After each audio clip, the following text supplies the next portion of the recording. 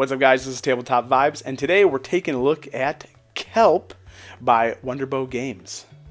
And so, super cool. I got to take a look at this game at Gen Con this year.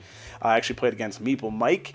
I was the shark, and he was the octopus, and I lost then as well as now, too. Yep, slippery octopus. Yeah, I just can't get my bite down.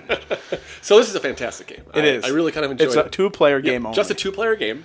And with this one of you takes on the role as a shark, and the other takes a role as an octopus. And the octopus is, swimming along, he's doing his thing, and the shark comes and says, "Ooh, tasty meal." Yeah. And it's that epic battle between the shark and the octopus.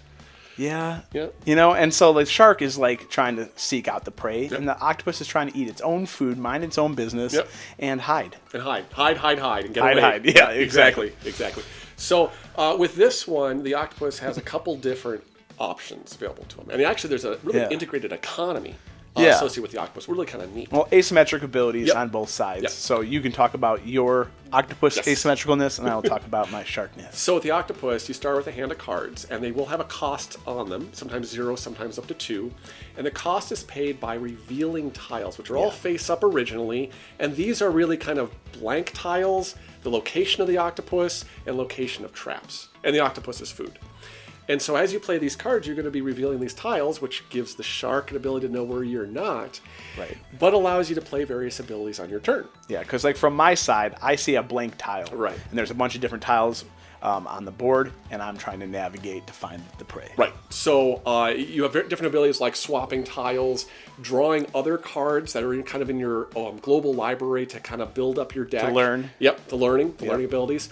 Being able to draw the food cards in your deck and put the tiles out so you can go get your food. And that is kind of that portion of it. Then you have, or the octopus, the ability to, of course, draw back up to your hand size. And then the last one is you can discard cards and hide those tiles back up again. And once you swap them around, then the shark doesn't know again where things are. And so if the octopus eats 4 of his own food, he wins. And if the octopus can exhaust the shark, he wins. So as the shark, I'm using dice, a bag of dice, and each dice, blue dice are current dice, yellow dice are search dice, and red dice are predator, prey dice, attack dice. I am the predator and prey. And so you're swimming around on currents. The thing about it is you can't go back the way you came. No 180 degrees. Yeah. So you have to be super strategic on where you're going, and then you're using your current dice to like jump through and swim farther because you're using that current. And then when you get there, depending on if you have the right die number, you then can search and look at what the tile is and or attack the tile, hoping that it's the octopus. Right. If I use those abilities, every time you use the attack die, it goes to your exhausted dice area. If you max out your exhausted dice, which I think is 7 dice, I lose. If the octopus eats 4 of his own food, you lose.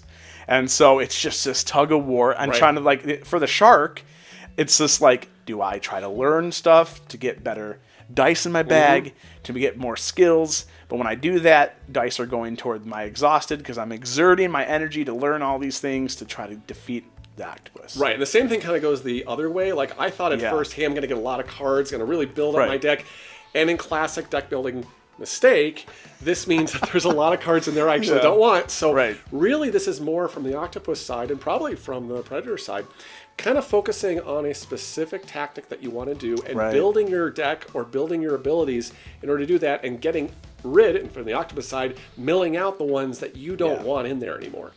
And then you can turn those over a lot better. Right, so then your actions are streamlined more to what you need to get done. Exactly. Now, for the attack, let's kind of walk through that. So an attack doesn't necessarily mean kill, you're done, octopus game over. It just means that there's a confrontation. Right. So what happens here is that each of you start with 3 different cards, and they're 3 different colors. They have abilities on them.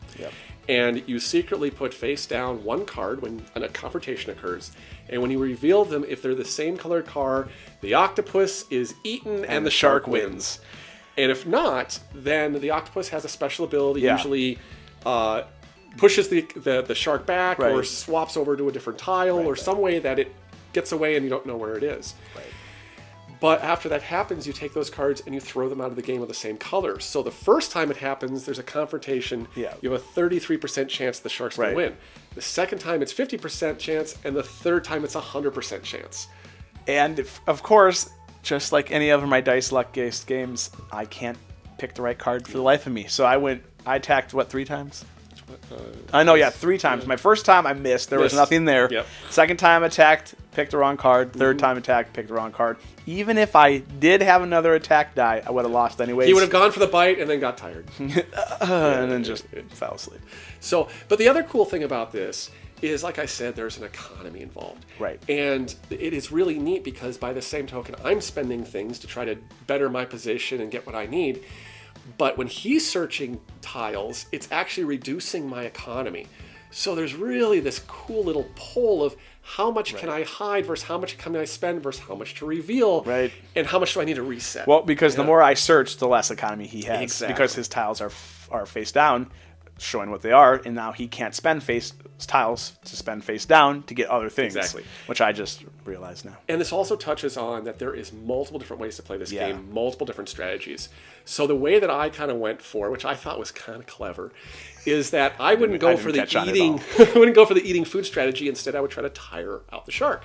It did work. So it did work, but not the way I expected. So what I thought was really clever. I just suck. What I thought was really clever is I'm actually going to swap my tiles to be right on the spot that the shark's going to go because Adam's never going to expect that. I didn't though. And then I'm going to keep moving a trap tile around, and he's just going to keep chasing that trap tile. And it worked until it didn't because he got close to that trap tile and for some explicable reason turned around and went right back to where I was and found me. So I don't know what happened. It's my ingenious strategy that I was just totally guessing. And then I found him. And then I missed. Yeah. Again. Yeah. And again. Oh, jeez, I know.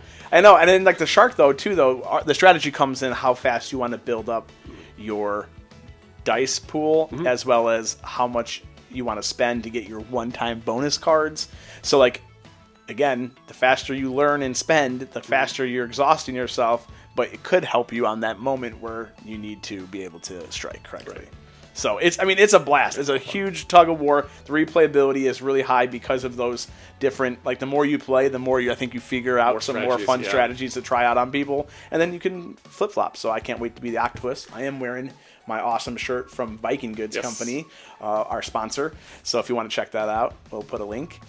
Makes really fun shirts. Yep. I like that I was the Octopus shirt, but I was not the Octopus. Yep. Anyways, it's a really fun game called Kelp. It's going to be out on Kickstarter on November 7th.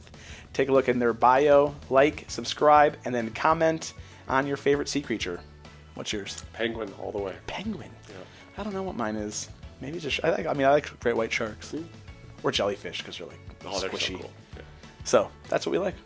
So check you next time. And always thanks for watching.